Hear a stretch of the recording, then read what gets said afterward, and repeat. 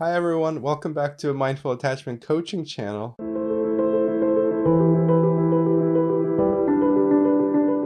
And today we're talking about something that affects many of us, and that's how the patterns we observed in our parents may still be influencing our relationships today. If you're finding yourself in relationships that look and feel similar to the ones you observed in your parents, this video is for you. Luckily, here's the good news.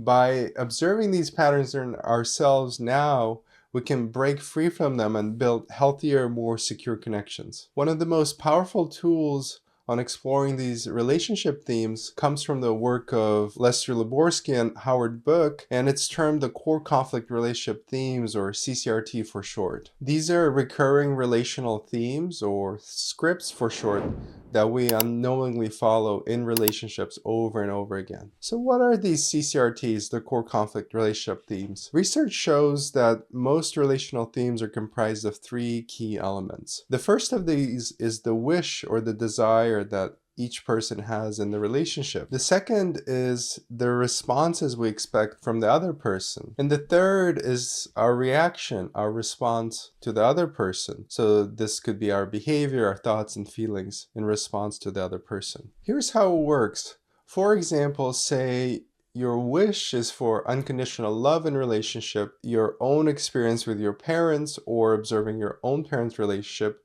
is that unconditional love, the wish for it, is being met with criticism. So you begin to expect it. And instead of asking for it openly now, you typically respond to it. This is the response of self, by withdrawing or shutting down in order to minimize the pain of being criticized. And over time, this creates a self-reinforcing pattern where you're no longer looking to satisfy the underlying wish for unconditional love. Instead, it becomes like a self-fulfilling prophecy where you're just going through these sequences of wish, your expectation of how the other person responds, and your own responses to that. And here's the kicker. These themes are often formed in our earliest relationships. As young as 4 to 5 years old, we already have these ideas of how an intimate relationship is supposed to work. And it largely comes from us observing our caregivers, our parents, and how they relate to each other.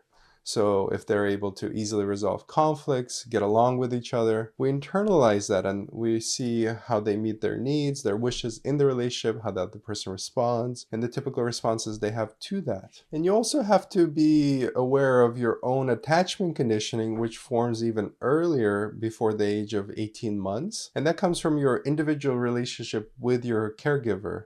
And you can have different attachment patterns with each caregiver. And then the intimacy map sits on top of the attachment map. So sometimes you can get these complex patterns where not only do you have your attachment conditioning, your responses there, you also have your CCRT responses and the relational map that plays out. Let's connect this to your parents or caregiver relationship. Were they distant, or was one overly dependent on the other, or one withdrew during conflict? Without realizing it, we can carry these themes into our adult relationship. And if we're not careful, we end up repeating these patterns over and over again, even if they don't serve us. The first step to working with the CCRTs, these themes, is to identify the wishes, the responses, and the responses you have in relationships. First, reflect on all your relationships, including any current ones. What patterns do you notice? These can be inventoried and assessed by a trained professional and encapsulated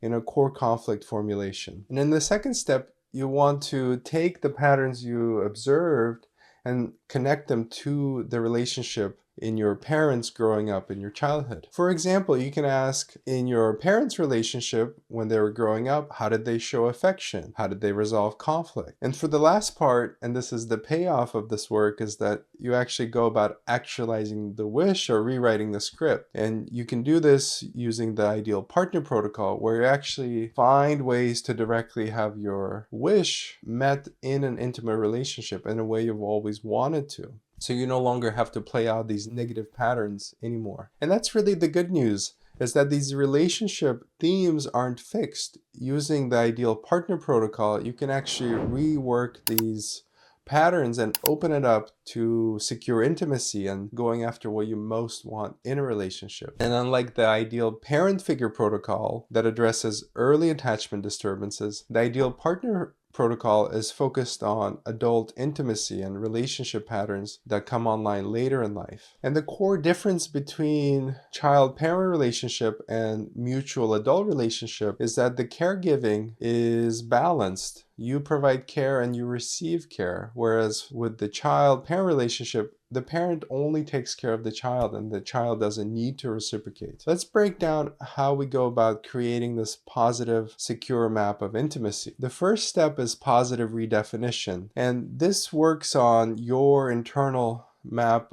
of intimacy and moves it towards security. You begin by asking yourself, what do I want in a partnership? How do I want to provide and receive care? This step allows us to examine any outdated or afflictive patterns we may have in our relationship and actively work towards replacing them with personal ideal vision of secure intimacy. So what we're going for is the kind of relationship you always wished for but maybe never quite got. The second step is establishing mutual care. So unlike the one-sided parent-child dynamics where the parent only takes care of the child and the child doesn't have to take care of the parent, intimate, secure adult relationship, both parties engaged in a balanced reciprocal relationship. Here we ask ourselves, how can I show up for my partner while also allowing them to show up for me? Am I giving and receiving care in a way that works well for both of us? Is it a win-win? And in the last step, we move towards open expression of intimacy, where we go after our deepest, most vulnerable wishes and desires we have in a relationship. And because we established safety and mutuality in the previous steps, we can really go after satisfying these wishes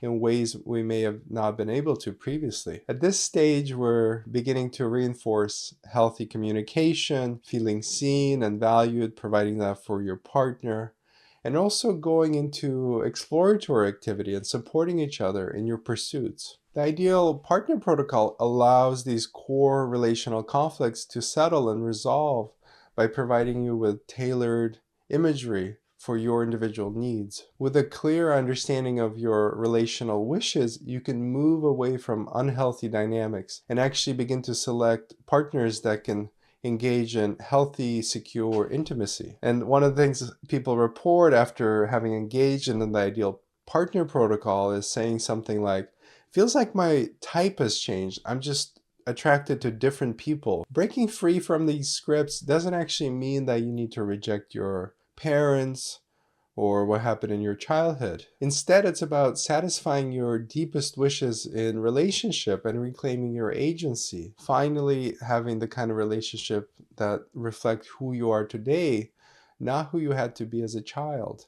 And also not limited by what you observed in relationships as a child. Are you ready to explore your core conflict relationship themes and find out what's possible in relationships today? To learn more about the formal CCRT assessment and the ideal partner protocol, visit mindfulattachmentcoaching.com. We specialize in helping individuals and couples uncover these relationship patterns and move beyond them into secure intimacy. Check out the link in the description for more resources and also our blog post on this topic. Don't forget to like the video. You can also subscribe to the channel for more insights.